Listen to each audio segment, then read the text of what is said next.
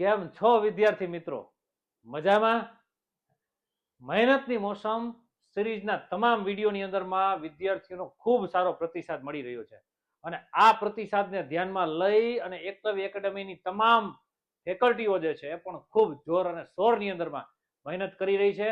તો આજનો આપણો ભારતના ઇતિહાસનો એપિસોડ નંબર 19 વિશાલ સર હિસ્ટ્રી હેકર લઈને આવી રહ્યા છે.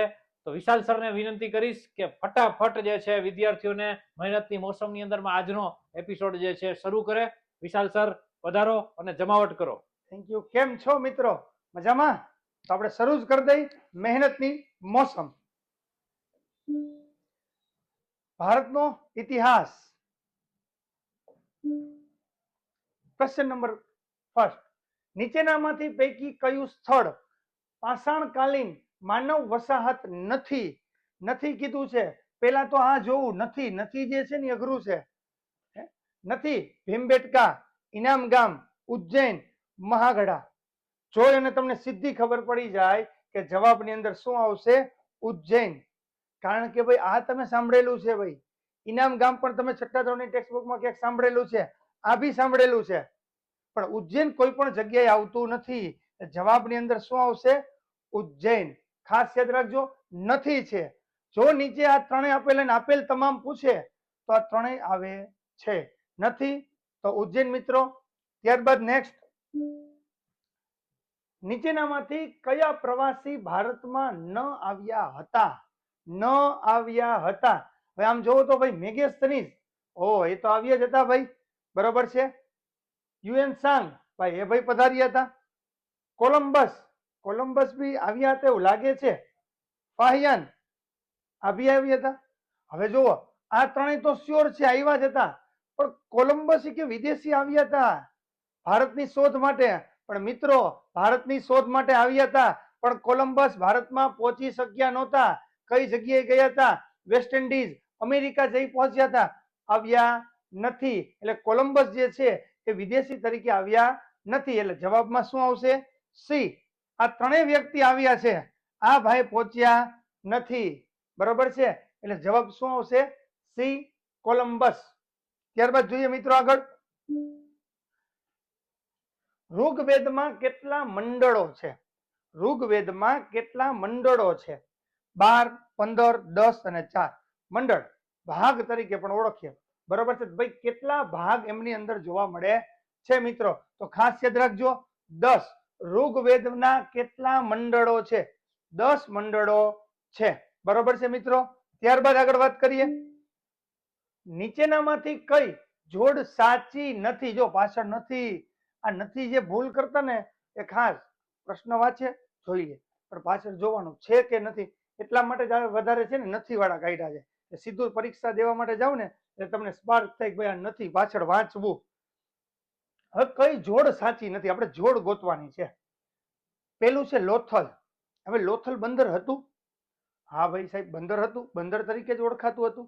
ઓકે ચાલો, તો એ જવાબ ના આવે. બીજું કાલીબંગન કૃષિ ક્રાંતિ હતું? હા ભાઈ, ખેડાયેલ ખેતરના અવશેષો મળેલા છે. ઓકે, કાલીબંગા જે છે કૃષિ ક્રાંતિનું એક નગર છે, મથક છે. બીજું ધોળાવીરા દ્વિસ્તરીય નગર રચના છે? આમાં સાહેબ કઈક આડાહવડું છે અમને. એના પછી ડી મોહેંજો-દડોમાં જાહેર સ્નાન કરો. હા સાહેબ, તો ભાઈ આ જે સાચું છે આ સાચું છે, આમાં કઈક લોચા છે. કારણ કે ઓલમોસ્ટ આપણા જે નગરો જે છે એ બધા જ બે ભાગમાં જ વહેંચવામાં આવેલા હતા, પણ આ ધોળાવીરા જે છે એને 3 ભાગમાં વહેંચવામાં આવેલું છે. કેટલા ભાગમાં વહેંચવામાં આવેલું છે? 3 ભાગમાં વહેંચવામાં આવેલું છે. એટલે દ્વિસ્તરીય નહીં, ત્રિસ્તરીય નગર રચના હતી. એટલે શું કીધું છે? નથી. તો શું આવશે જવાબમાં? સી. ધોળાવીરા જે છે એ દ્વિસ્તરીય નથી, પણ શું છે? ત્રિસ્તરીય નગર રચના છે. ખાસ યાદ રાખજો મિત્રો. ત્યારબાદ આગળ આપણે જોઈએ. સિંધુ ખીણની સભ્યતાના અવશેષો સૌ પ્રથમ ક્યાં સ્થળેથી મળી આવ્યા હતા? કયા સ્થળેથી મળી આવ્યા હતા? ખાસ યાદ રાખજો. હડપ્પા, લોથલ, મોહેંજો-દડો અને કાલીબંગા. જવાબની અંદર આવે છે મોહેંજો-દડો આવે, કાલીબંગા રાજસ્થાન, લોથલ ગુજરાત, હડપ્પા જે છે પંજાબ પ્રાંત. કઈ જગ્યાએ આવશે? તો મિત્રો જવાબમાં આવશે હડપ્પા. સૌથી પહેલા હડપ્પા શોધ પણ આ નગરની થઈ. 1921 માં સૌ પ્રથમ શોધ થઈ છે એટલે જવાબમાં શું આવશે? હડપ્પા. 22 માં શોધ કે તો મોહેન્જો દડો. બે લગોલગ એક સાલમાં છે, ખાસ છે તો 21 કે તો હડપ્પા મિત્રો, એટલે જવાબ શું આવશે? હડપ્પા. ત્યારબાદ આપણે આગળ જોઈએ, હડપ્પિયન સભ્યતાનું કૃષિ ક્રાંતિનું મથક કયું? થોડીક વાર પહેલા જ ચર્ચા કરી હતી નથી વાળા પ્રશ્નમાં, બરોબર છે. મેં તમને કીધું હતું કયા અવશેષ મળેલા છે? ખેડાયેલ ખેતરના અવશેષો, એટલે જોઈને તમને સીધું સ્પાર્ક થાય. શું આવશે? કાલીબંગા. શું આવશે? કાલીબંગા. બરોબર છે. જે નગર જે છે એ શું છે? કૃષિ ક્રાંતિનું નગર છે. ત્યારબાદ આગળ વાત કરીએ, મહાજનપદ કેટલા હતા? ટોટલ મહાજનપદ કેટલા હતા? બરોબર છે. તો ભાઈ 17, 18, 16 અને 19. 15 ની ઉપર આવે પણ હવે ખ્યાલ નથી આવતો, આડાવડું થઈ ગયું. તો મિત્રો ખાસ યાદ રાખજો, 16 મહાજનપદો હતા. કેટલા હતા મિત્રો? 16 મહાજનપદો છે. બરોબર છે મિત્રો. હવે મહાજનપદો તો 16 છે, પણ એને અનુરૂપ પણ ઘણા બધા પ્રશ્નો પૂછાય પરીક્ષામાં. કેવા પ્રશ્નો પૂછાય આપણે આગળના ક્વેશ્ચનોમાં જોશું. એના પછીનો જ ક્વેશ્ચન આવ્યો જોવો મિત્રો, મહાજનપદો કયા કાળમાં હતા? કયા કાળમાં હતા? આધુનિક, તો પેલું થાય સાહેબ આધુનિક, મોડર્ન હિસ્ટ્રી તો ના જ આવે. ઓકે ચોકડી ભાઈ. અનુવૈદિક કાળ આવી શકે. વૈદિક કાળ, વૈદિક કાળ બી નો આવે કારણ કે એમાં તો વેદોની રચના છે. મધ્યકાલીન નહીં, એમાં તો સલ્તનતની શરૂઆત થાય. સીધો જવાબ મળી ગયો, સીધો જ જવાબ શું આવશે? અનુવૈદિક કાળની અંદર મહાજનપદો જોવા મળે છે. કેટલા મહાજનપદો? તો મિત્રો કોમેન્ટમાં લખજો કેટલા? 16. ત્યારબાદ નીચેનામાંથી કયા ગ્રંથ અનુસાર અનુવૈદિક કાળમાં 16 મહાજનપદો હતા? તો જો મહાજનપદોના જ પ્રશ્ન છે. પેલા પૂછ્યું તું કેટલા હતા, પછી પૂછ્યું કયા કાળમાં, ને હવે ત્રીજો પ્રશ્ન પૂછ્યો કે શું પૂછ્યો છે? ગ્રંથ. ગ્રંથ પૂછ્યો છે. હવે આવે છે અંગુત્રાય નિકાય, મહાભારત, ત્રિપિટક. સાહેબ મહાભારત તો ના જ આવે. ઓકે ત્રિપિટક કે અને એ કે આમાં કન્ફ્યુઝન છે મિત્રો. ત્રિપિટક ગ્રંથ જે એ પણ ના આવે કારણ કે ત્રિપિટક ગ્રંથ કોની સાથે સંકળાયેલો છે? ભગવાન બુદ્ધ સાથે સંકળાયેલો છે. 3 પિટક કયા કયા? સુત પિટક, વિનય પિટક અને અભિધમ પિટક. 3 પિટક એટલે ત્રિપિટક ના આવે. તો હવે બાકી એક જ રહ્યું, કયું? અંગુત્ર નિકાય. જવાબમાં શું આવશે? એ. ખાસ યાદ રાખજો ગ્રંથ મિત્રો, બરોબર છે. ત્યારબાદ આપણે આગળ વાત કરીએ, જનપદ એટલે શું? જનપદ એટલે શું? સભા અને સમિતિ, ભારતની પ્રારંભિક રાજકીય સંસ્થાઓ, માણસના વસવાટનું એકમાત્ર સ્થળ અથવા સ્થાન? ન આવે. સભા અને સમિતિ એ તો ભાઈ મહેલમાં ભરાય, એ ભી ન આવે. તો શું આવશે જવાબમાં? ભારતની પ્રારંભિક રાજકીય સંસ્થા એટલે શું કહેવાય? જનપદ. શું કહેવાય મિત્રો? જનપદ. ખાસ યાદ રાખજો. ત્યારબાદ નીચેનામાંથી બંધ બેસતી જોડી બનાવો. જોડકું હો, મજા આવી જાય એવું. હવે પાછું તમે જોડકામ જવાબ જોવો તો મગધ, ગાંધાર, વત્સ, અવંતી, આ કોના નામ છે? આ કોના નામ છે? 16 મહાજનપદના. હવે જો મેં તમને કીધું હતું શું મહાજનપદ કેટલા, કયા કાળમાં, કયા ગ્રંથમાં, અને આ પ્રશ્ન આવ્યો 4. હવે આ શું છે? હવે આને તમારે ગોતવાનું છે કે ભાઈ મગધ છે તો એ કઈ જગ્યાએ, ગાંધાર એ કઈ જગ્યાએ, વત્સ કઈ જગ્યાએ. હવે તો પેલા આમાં વિચાર આવે સાહેબ આ 16 મહાજનપદના નામ છે. હા ભાઈ, તો ઓપ્શન જોઈએ. મગધ તો યાદ નથી આવતો ભાઈ કઈ જગ્યાએ હોય કે. ગાંધાર વાંચ્યું નથી. આમાં કન્ફ્યુઝન થાય. પાછા બધા જાણીતા હોય, મહાજનપદ વાંચ્યા હોય, 16 મહાજનપદ આવડતા હોય, તેમ છતાંય આમાં ગોટે ચડી આડાવડું થવાના પ્રશ્ન રહે. પણ આની અંદર એક સરળ છે કે જો તમને મગધ આવડે ને તો જવાબ આવડી જાય. એક જ મગધ આવડે એટલે જવાબ આવડી જાય. કારણ કે મગધ એટલે શું આવશે? રાજગૃહ. જોવો તો એ 3 3 3 હાલો એક જ છે એ જ આવે. કમ્પ્લીટ પૂરું થઈ ગયું. બરોબર છે. એટલે તમને ખબર પડી ગઈ મગધ એટલે શું આવશે? રાજગૃહ. પછી ગાંધાર એટલે તક્ષશિલા, સી વત્સ એટલે કૌશંબી, અને ડી એટલે ઉજ્જૈનની. બરોબર છે. ખાસ મિત્રો કન્ફ્યુઝન વાળું આવડતા હોવા છતાં આડાવડું થઈ જાય. એટલે આને જ્યારે તમે યાદ રાખો ત્યારે પ્રોપર 16 મહાજનપદો યાદ હોવા જોઈએ. ખાલી મહાજનપદોમાંથી કેટલા પ્રશ્ન પૂછાય સમજાય છે? ટોપિક નાનો પણ પ્રશ્ન જે છે ને આવા જયારે જોડકા સ્વરૂપે આવે ને ત્યારે આપણે તકલીફ ઉત્પન્ન કરે, ખાસ યાદ રાખજો મિત્રો. ત્યારબાદ આપણે નવો પ્રશ્ન જોઈએ.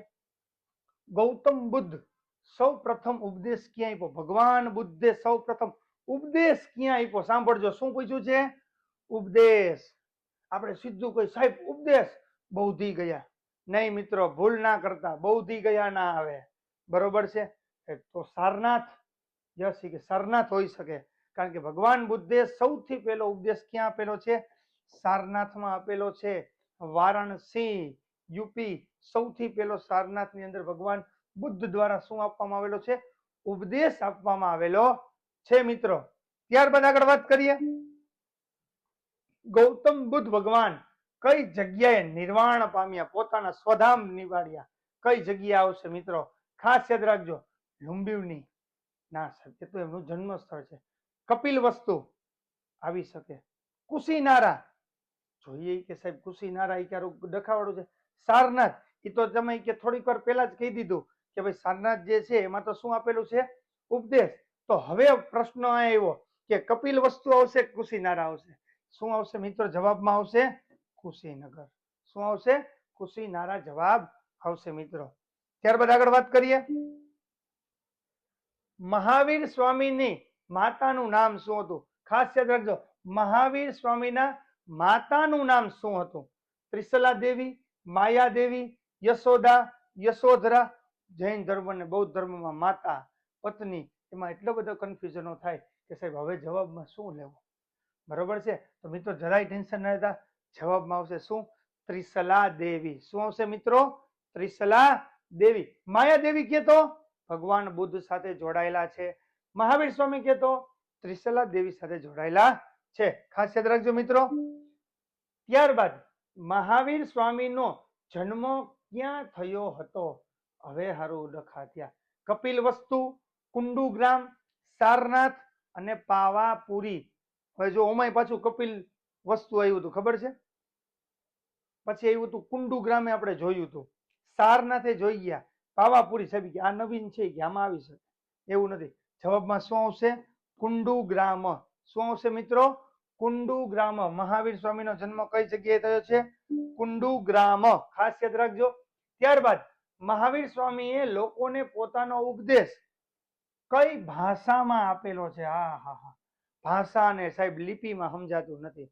પ્રાકૃત ને પાલી ને બ્રાહ્મી ને ખરગોષ્ઠી ને સંસ્કૃત, સાહેબ એમાં ભાષા કઈ પાલી કઈમાં બહુ મોટા ડખા થાય છે. અને પાછું એવું હોય એવું પાલી પ્રાકૃત અર્ધમાગધી, પ્રાકૃત પાલી, પાલી અને અર્ધમાગધી.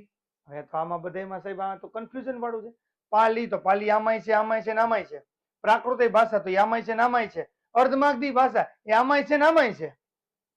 હવે ગોતું અઘરું. જો લિપિ હોત ને તો તમારો ઓપ્શન તરી આવત આગળ. જો લિપિ હોત તો ઓપ્શન તરી આવત, પણ લિપિની બધી ભાષા એટલે હવે ડખો થાય કે સાહેબ શું જવાબ આવે? તો ખાસ યાદ રાખજો મિત્રો, ભગવાન મહાવીર સ્વામીએ લોકોને ઉપદેશ કઈ ભાષામાં આપ્યા? તો પ્રાકૃત અને અર્ધમાગધી. કઈ આવશે? પ્રાકૃત અને અર્ધમાગધી ભાષામાં આપેલા છે. ત્યારબાદ આગળ મિત્રો જોઈએ. ગૌતમ બુદ્ધને નીચેનામાંથી કયા દિવસે જ્ઞાન પ્રાપ્તિ થઈ હતી? ભગવાન બુદ્ધને કયા દિવસે જ્ઞાન પ્રાપ્તિ થઈ હતી? વૈશાખી પૂર્ણિમા, શરદ પૂર્ણિમા, ઉપરમાંથી એક પણ નહીં, અને ગુરુ પૂર્ણિમા. ગુરુ પૂર્ણિમા સાહેબ કે હમણાં જ છે? ના, ઈ ના આવે. તો એ કે હવે શરદ પૂર્ણિમા, ના ના, ત્યારે તો એ કે રાસ રમવા ના હોય. વાહ વૈધુ વૈશાખી પૂર્ણિમા. જવાબ શું આવશે? વૈશાખી પૂર્ણિમા. જવાબ શું આવશે? વૈશાખી પૂર્ણિમાના દિવસે ભગવાન બુદ્ધજીને જ્ઞાન પ્રાપ્તિ થઈ હતી પીપળાના વૃક્ષની નીચે. ખાસ યાદ રાખજો મિત્રો, વૃક્ષ પણ પૂછાય. કયું વૃક્ષ? પીપળાના વૃક્ષની નીચે. ત્યારબાદ ચાણક્ય દ્વારા લખાયેલા કયા ગ્રંથમાંથી તે સમયની રાજકીય, સામાજિક અને આર્થિક વ્યવસ્થા અંગેની માહિતી છે? સાહેબ નીતિશાસ્ત્ર, નીતિ હોય છે, સમાજશાસ્ત્ર, મદ્રા રાક્ષસ અને અર્થશાસ્ત્ર. સાહેબ સમાજશાસ્ત્ર ના આવે. નીતિશાસ્ત્ર કે નીતિશાસ્ત્ર આવી શકે કે એને પેન્ડિંગ રાખો. મુદ્રા રાક્ષસ ના આવે. તો હવે નીતિશાસ્ત્ર કે અર્થશાસ્ત્ર? તો તમને સીધો સ્પાર્ક થવો જોઈએ. ચાણક્યજીએ કયો ગ્રંથ? અર્થશાસ્ત્ર. શું લખેલું છે? અર્થશાસ્ત્ર. સૌથી પહેલો અર્થશાસ્ત્ર. ભારતમાં અર્થશાસ્ત્ર લખનાર વ્યક્તિ કોઈ હોય તો કોણ છે? ચાણક્યજી. મૌર્ય કાળની અંદર થઈ ગયા એવા મહાન ઋષિ, તક્ષશિલા વિદ્યાપીઠના મહાન એવા આચાર્ય એટલે કે ચાણક્યજી મિત્રો. ત્યારબાદ અશોકે સંઘમિત્રા બૌદ્ધ ધર્મના પ્રચાર માટે ક્યાં મોકલ્યા હતા? Syria, Ceylon, Myanmar, Egypt. તો પેલા તો એ ખબર હોવી જોઈએ કે આ સંઘમિત્રા છે કોણ. તો એ તમને ખબર હોવી જોઈએ કે અશોકના પુત્ર અને એમની પુત્રી, દીકરો અને દીકરીને બંનેને જ્યારે એવું કહેવાય છે કે સમ્રાટ અશોકને પોતાનું હૃદય પરિવર્તન થયું હતું, પછી એમને યુદ્ધ બંધ કરી દીધા, બૌદ્ધ ધર્મનો અંગીકાર કર્યો અને બૌદ્ધ ધર્મનો પ્રચાર પ્રસાર શરૂ કર્યો હતો, ત્યારે તેમને સંઘમિત્રા જે છે એ એમને ક્યાં મોકલ્યા હતા? તો કઈ જગ્યા આવશે મિત્રો? સિલોન. કઈ જગ્યા આવશે? સિલોન. અને જો તમને પૂછે કે હાલનું શું, તો શ્રીલંકા. હાલનું શું આવશે? શ્રીલંકા એમને મોકલ્યા હતા. શેના માટે મોકલ્યા હતા? બૌદ્ધ ધર્મના પ્રચાર માટે. ત્યારબાદ મિત્રો આગળ વાત કરીએ. અશોકના મોટા ભાગના અભિલેખો જે છે, શિલાલેખો જે છે, એ કઈ લિપિની અંદર હતા? સોરી, લિપિ નહીં, ભાષા છે. કઈ ભાષામાં હતા? ચાલો કાંઈ વાંધો નહીં, આપણે બે જોઈ લઈએ. ભાષાની લિપિ બે જોઈ લઈએ. આમાં પ્રશ્ન ભાષાનો છે, લિપિ આપણે જોઈ લઈએ. ભાષા પૂછે તો કઈ? પાછું ખેંચાઈ. ઈરાની, પાલી, પ્રાકૃત, બ્રાહ્મી. બ્રાહ્મી શું છે? લિપિ. બ્રાહ્મી શું છે? લિપિ. હવે પ્રશ્ન મેં શું પૂછ્યો છે? ભાષા. ભાષામાં જવાબ આવશે પ્રાકૃત. અશોકના મોટા ભાગના અભિલેખો કઈ ભાષામાં છે? પ્રાકૃત ભાષામાં. પણ તમને જો લિપિ પૂછે, લિપિ બરોબર છે, તો કઈ આવશે? ડી, બ્રાહ્મી. કારણ કે જુનાગઢમાં મળેલા શિલાલેખો બધા જ એ કઈ લિપિમાં હતા? બ્રાહ્મી લિપિમાં છે. એ પછી કયા કયા રાજાઓના હતા? તો એક તો સમ્રાટ અશોક, બીજા રાજા શક કાળના રુદ્રદામા સાહેબ, અને બીજું ગુપ્ત કાળના સ્કંદગુપ્ત. બધાના શિલાલેખોની લિપિ એક જ હતી. કઈ હતી? બ્રાહ્મી. હા, એ ઉપરાંત સમ્રાટ અશોકની છે લિપિઓ, બ્રાહ્મી છે, ખરગોષ્ઠી છે, એરેમાઇક છે, અલગ અલગ છે. પણ જુનાગઢની જો વાત કરીએ તો કઈ આવશે? બ્રાહ્મી. અને ભાષા કહીએ તો કઈ આવશે?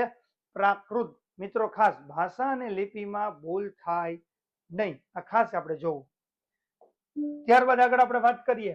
મૌર્ય સામ્રાજ્યના પ્રમુખ નગરમાં કોનો સમાવેશ થતો નથી? પાછું આવ્યું નથી, નથી, નથી. તક્ષશિલા, ઉજ્જૈન, પાટલીપુત્ર અને સાંચી.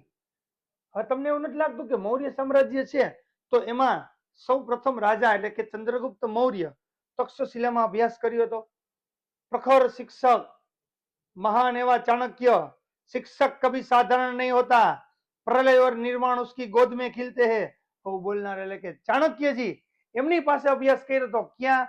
તક્ષશિલામાં. ઓકે સાહેબ, એમની સાથે જોડાયેલું છે. ઉજ્જૈન એ બી એમની સાથે જોડાયેલું છે. પાટલીપુત્ર એમની રાજધાની હતી. તો ઓપ્શન તમને જવાબ મળી જાય. નથી તો શું આવશે જવાબમાં? સાચી. શું આવશે? સાચીનો સમાવેશ થતો નથી મિત્રો, ખાસ યાદ રાખજો. ત્યારબાદ સૌરાષ્ટ્રના ગિરનાર પર્વત પર નીચેનામાંથી કયા સુદર્શન તળાવ જે છે એનું નિર્માણ કોને કરાવ્યું? નિર્માણ એટલે કે સુદર્શન તળાવ કોને બંધાવ્યું? પુષ્પગુપ્ત, સ્કંદગુપ્ત, સમુદ્રગુપ્ત ને અશોક. સાહેબ અશોકમાં તો કે સાહેબ જો હવે જોજો આમાં કન્ફ્યુઝન શું થાય ખબર છે? પુષ્યગુપ્ત, સમુદ્રગુપ્ત અને સ્કંદગુપ્ત, આ ત્રણેય ગુપ્ત છે. એટલે આપણે એવું થાય કે સાહેબ ગુપ્ત કાળમાં હશે.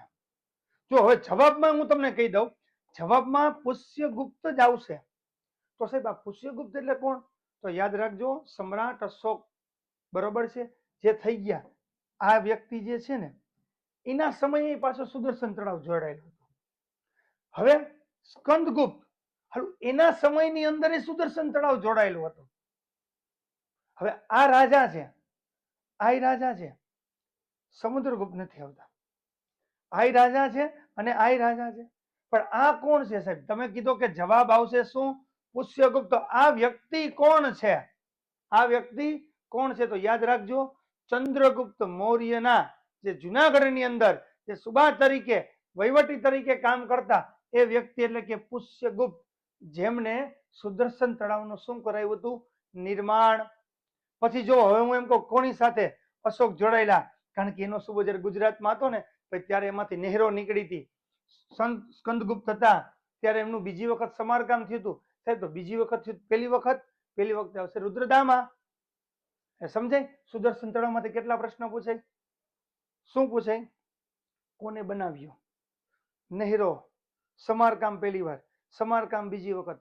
આ બધા સુદર્શન તળાવના પ્રશ્નો પૂછાય મિત્રો, ખાસ યાદ રાખજો. ત્યારબાદ આપણે આગળ વાત કરીએ મિત્રો, નીચે આપેલ કઈ જોડણી સાચી છે? જોડ કઈ સાચી છે? જોડમાં એ કે મહાગઢ ચોખા, બુરઝોમ ઘઉં, મેરઠગઢ ઘઉં. કે હવે આમાં અવશેષ મળ્યા કે આમાં શું કઈ સમજાતું નથી કે બરોબર છે. આ ત્રણેય મિત્રો જે છે ને એ સાચું છે. આ ત્રણેય જે અવશેષો મળે છે ધોરણ 6 ની ટેક્સ્ટબુકમાં લખેલા છે મિત્રો, ખાસ એકવાર યાદ કરી અને જોઈ લેજો. ત્યારબાદ મુદ્રા રાક્ષસ કૃતિના લેખક કોણ છે? આની પેલા મુદ્રા રાક્ષસ આપણે એમસીક્યુ જોયા હતા પણ એ જવાબ નહોતો હતો, પણ હવે પ્રશ્ન આવ્યો મુદ્રા રાક્ષસ કૃતિના લેખક કોણ છે? સાહેબ ચાણક્યજી ના આવે. થોડીક વાર પહેલા મેગેસ્તની, તો એને બુક લખેલી છે ઇન્ડિકા, ના આવે. પાણીની, ના આવે. જવાબ શું આવશે? વિશાખા દત્ત. શું આવશે મિત્રો? વિશાખા દત્ત, જેને કયું લખેલું છે? મુદ્રા રાક્ષસ નામનો ગ્રંથ લખેલો છે, ખાસ યાદ રાખજો મિત્રો. ત્યારબાદ આપણે આગળ લાસ્ટ ફાઇનલ ક્વેશ્ચન આપણો છેલ્લો કયો છે? ચંદ્રગુપ્ત મૌર્યનું અવસાન કઈ જગ્યાએ થયું? શ્રવણબેલગડા, કાશ્મીર, બિહાર, મધ્યપ્રદેશ. હવે એનું સ્ટેટ તો પેલા ઉપરના ભાગમાં યુપી. ઓકે, તો હવે તો ખાસ મિત્રો યાદ રાખજો, ચંદ્રગુપ્ત મૌર્ય જે છે એ જ્યારે પોતાનું રાજ્ય છોડી અને હવે જ્યારે વન વિચરણમાં નીકળે છે એ સમય દરમિયાન એ પોતે કર્ણાટકના શ્રવણબેલગડાના જંગલોમાં જાય છે અને ત્યાં જઈ અને પોતે અન્નજળનો ત્યાગ કરે છે એવું દંત કથાઓ કહે છે. અને અન્નજળનો ત્યાગ કરી અને પોતે અંતિમ શ્વાસ લે છે. એમનું અવસાન ક્યાં આવશે? શ્રવણબેલગડા. કયું આવશે? શ્રવણબેલગડા. પણ કઈ જગ્યાએ? તો મિત્રો યાદ રાખજો, કર્ણાટક. શું આવશે? કર્ણાટક મિત્રો. ત્યારબાદ આપણી સિરીઝ જે છે એ સિરીઝના 25 એમસીક્યુ જોયા, જોરદાર એમસીક્યુ. એક એક પેલા આપણે પ્રિલિમ બેઝ જોયા હતા થોડાક અપ.